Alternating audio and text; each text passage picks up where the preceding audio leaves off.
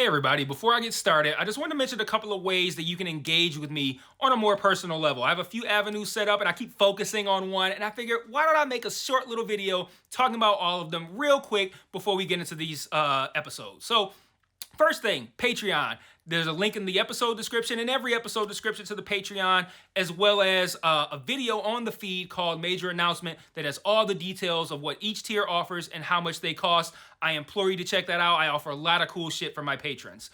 Second thing, the Discord channel. There's also a Discord link in the episode description, and in every episode description, I have multiple channels set up there for each show that I'm covering, and it's a great way to just engage with me. I have a channel set up for MMA talk as well. I'm a big MMA fan, so if you're an MMA fan, you can check that out as well. There's a link to the Discord in the episode description. And then lastly, the Facebook and Twitter. Social media. Follow me on there. I post news on there. When I say news, I mean like, hey, I'm stopping covering this show. Hey, I'm starting covering this show. Let me know what you think about this. I do live watches of things on Facebook where like I'll check in and say, I'm watching so-and-so show. And then I'll like live comment while I'm watching it. And that'll be cool if maybe you watch that show too and you want to watch along with me, or you're watching it later and you will see my thoughts, which are usually pretty entertaining because I'm usually pretty high when I'm writing them. So check out all those links in each episode description, and let's talk about this episode. Peace. One mic. Yeah. All I need is one mic. Yeah. All I need is one mic. Hey everybody, welcome back to One Mic, and today I'm here to talk about Season 2, Episode 1 of Amazon Prime's Invincible, entitled A Lesson for Your Next Life. When you have a show that was such a surprise hit like Season 1 of Invincible was, the bar is inevitably set pretty high for a second season. You throw in the fact that we've had over 2 years to wait for it, and now our anticipation is high, right along with our expectations. And I think with that much pressure, it's easy to see how this show could stumble out of the gate. But no, not Invincible. I thought this was a great start to the season. I'm incredibly drawn in by this storyline. So let's just dive right in and let's just start talking about it. And I want to start by talking about the first 10 minutes or so and how much I loved the confusion and shock that they hit us with right out of the gate by showing us what turned out to be one of the dimensions in which Mark and Nolan teamed up to take over Earth, which obviously is not what happened here. In this dimension's Earth, there's a resistance that exists to fight Mark and Nolan, who have destroyed everything and are preparing Earth for the arrival of Viltrumites. The resistance appears to be led by a version of Eve with a buzz cut. We also meet what is undoubtedly going to be an important character for the length of the season, Angstrom Levy. He's voiced by Sterling K. Brown. Once Mark and Nolan arrive at this Resistance's hideout, they kill everyone there, and Mark even paralyzes Eve, which was an absolutely sick scene.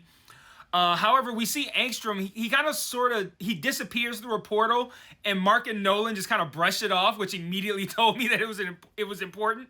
But we return to our world, which is just 1 month after the events of Season 1. Nolan's gone. Debbie and Mark are still trying to process everything that he said and he did. And we see Mark kind of like lazily and sadly flying around and fighting crime. Not really with any joy in his heart, just kind of just going through the motions to the tune of Radiohead's Karma Police. I thought that was an interesting scene. And we come to find out that Mark has basically been benched, which is why he was looking all sad, since the fight with Nolan, until Cecil can know that he's all together there mentally. And this is an important point to note because I think it's pretty clear that this season is going to play up the idea of, is Mark going to become a piece of shit like his father? And we see him exhibiting some anger issues in this episode, that table bang with Cecil. And we also see an air of superiority when questioning why he's been benched. And you throw in the fact that we already have a Mark who's a piece of shit in the other dimension, and that we have a guy who can serve as a link between the two dimensions. And I think it's inevitable that piece of shit Mark is going to end up in our world causing a lot of havoc, and that's super exciting to me. Or even worse, maybe our Mark will start to become a piece of shit and be virtually indistinguishable from piece of shit Mark, and now we have two bad Invincibles. Or maybe piece of shit Mark comes over here, defeats our Mark, then maybe starts to impersonate him, and people think it's our Mark, and it's really piece of shit Mark. There's just so many different directions they can go, all of which I find pretty interesting. And is anyone else as hype as I am for a potential Mark versus piece of shit Mark fight? I think that's going to be pretty fucking cool. It's definitely going to happen, right? Or what if they have a tag team match where it's like Mark and Nolan versus piece of shit Mark and piece of shit No? Well, both Nolans are pieces of shit, but I digress. You get my point. Lots of potential for what they can do here. Lots of cool shit that can happen. And the people behind this show have already shown a penchant for creativity. So I'm really excited for where they're going to take this kind of like interdimensional plot line, as well as seeing not even just the piece of shit version of Mark that we saw at the beginning, but potentially several versions of Mark, several versions of Nolan. Maybe we'll see a nice version of Nolan. Who knows? But lots of potential there that you don't quite have when you have a live action show. There's a lot more they can do with the animated stuff. So, yeah, good stuff. So moving on, we see the Maulers in prison, and they escape using the same portal that we saw Angstrom escape through in the other dimension at the beginning. And I instantly jumped up and kind of went like, I knew that was important. So the Maulers meet Angstrom, and over the course of several scenes, we come to learn a lot from Angstrom. So let's just kind of like bullet point talk about that stuff. So the first thing we learn is that Angstrom has the ability to open portals between dimensions, but not within the same dimension, as the Maulers astutely figured out. He plans to make some sort of like a galactic utopia by collecting all of the positive advancements from other dimensions. He's like, oh, other dimensions, they've cured cancer, they've done all this kind of stuff. He wants to collect all that shit and use that information and science to improve our dimension and eventually all of the other ones.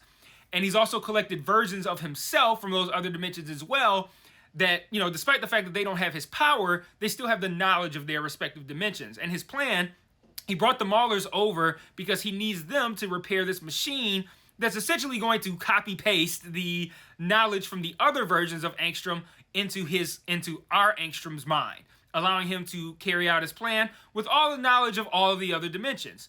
And in exchange, he plans to offer the Maulers their own dimension. I think that pretty much sums up Angstrom's plan.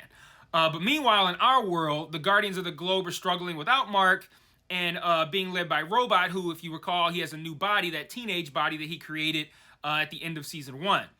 And Cecil sees the team struggling, and he appoints the Immortal as their new leader. And I think this is of note. This is important because the Immortal was killed by Mark and Nolan in the other dimension, and then he also explicitly tells Mark in this one that he doesn't trust him. Now, I don't know where they're going to go with that, but they're definitely going to go somewhere. And again, I'm excited to see where that's going because I can't quite figure it out, but I know it's going to be good. So, looking forward to that. And then Cecil also adds some muscle to the team in a character named Bulletproof, who I'm assuming he has powers that go beyond just what his name is, but he's voiced by Jay Farrow, so we know we're going to get some comedy out of that one. The episode ends with the Maulers. They fix the machine. They start the copy and paste knowledge process for Angstrom, but it's interrupted by Mark, who has just been taken off the bench by Cecil, and he starts to shut everything down. The Maulers had told Angstrom beforehand, once we get started, we can't stop. If we try to stop, too much power, everything can fuck up. So, of course, with Mark showing up, that, of course, puts the process in jeopardy because Mark's like, yo, shut the shit down. They're like, no, fuck that. We're not going to do it.